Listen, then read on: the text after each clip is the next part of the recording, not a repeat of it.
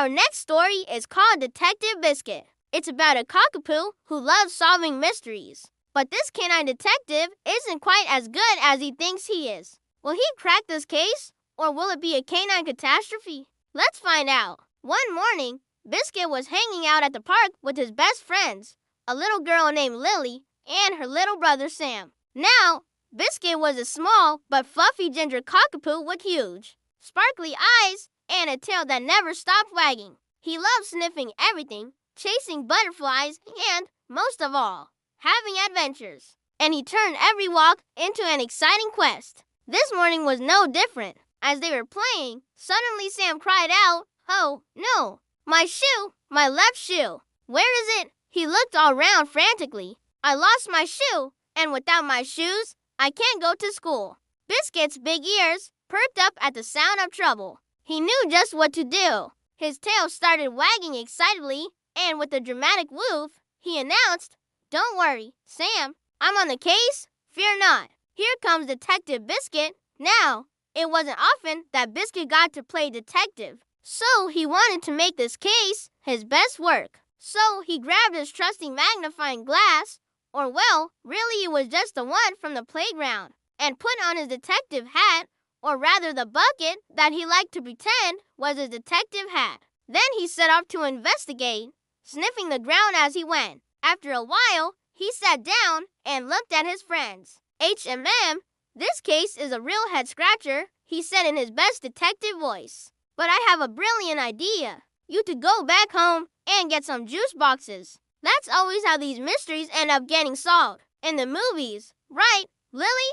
Right, Sam?" They both nodded because they knew that whenever there was a mystery, there had to be a clue that only Biscuit could sniff out. Soon, they were back at the park where Sam had lost his shoe. The first thing Biscuit did was look round to see if there were any clues. There it was, hanging from the branch of a tree, a sock. But when Biscuit took a closer look, he realized it was a polka-dotted sock. "Huh, that doesn't make any sense," he said. "Why would someone leave a polka-dotted sock here unless," he gasped, "unless this is part of a secret plot to distract me from the real clue." Arf, arf, arf. Next, Biscuit trotted over to a nearby bench and sniffed the ground. "Aha!" he exclaimed. "Here's another clue. A squeaky toy bone. Someone must have left it here as a false trail. But why?" Suddenly, the bone made a squeaking sound, and Biscuit couldn't help himself. He grabbed it in his mouth and started chewing. "Good dog," he said to himself. "Good boy,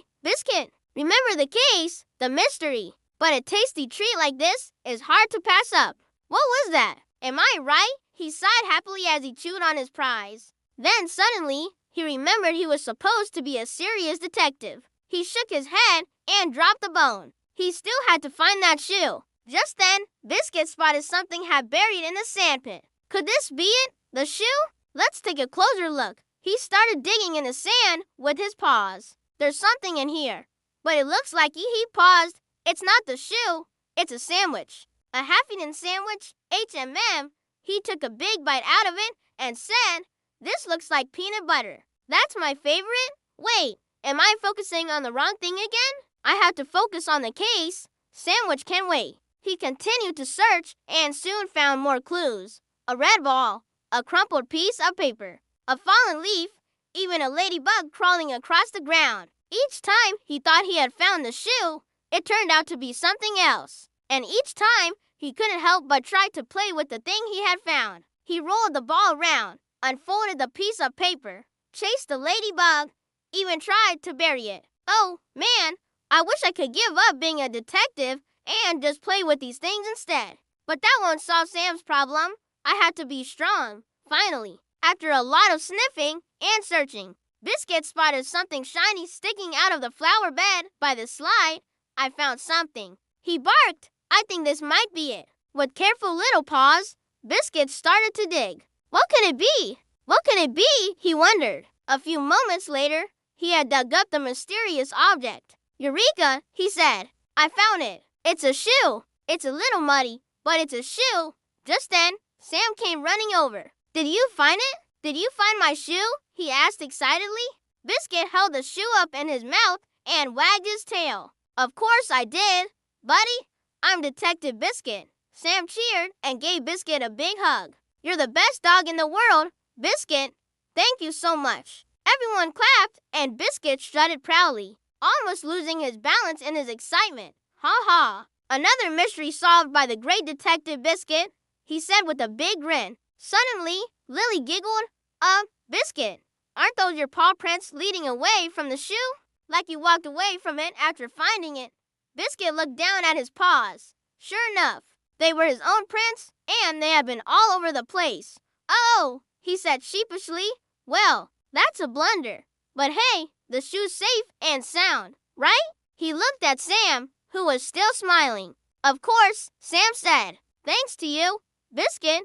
Biscuit felt a little embarrassed about following his own paw prints in circles, but he was still happy he had helped his friend. As they all walked home together, Biscuit kept his head high, except when he sneezed and the detective hat fell over his eyes. He shook his head to get it off, but it only made him fall over in a heap. Lily and Sam burst out laughing, and even Biscuit couldn't help but join in. Maybe being a detective wasn't all that serious after all. All that mattered was having fun with his friends. From then on, Biscuit continued to help his friends whenever they needed it, even if it meant putting on a silly hat or following some muddy paw prints. He learned that being a good friend was the best adventure of all. And that's the end of our story. If you enjoyed this fun tale of Biscuit's first case, then don't forget to follow us for more exciting stories about lovable canines like Biscuit. If you have a dog at home, we'd love to hear about their antics in the comments below.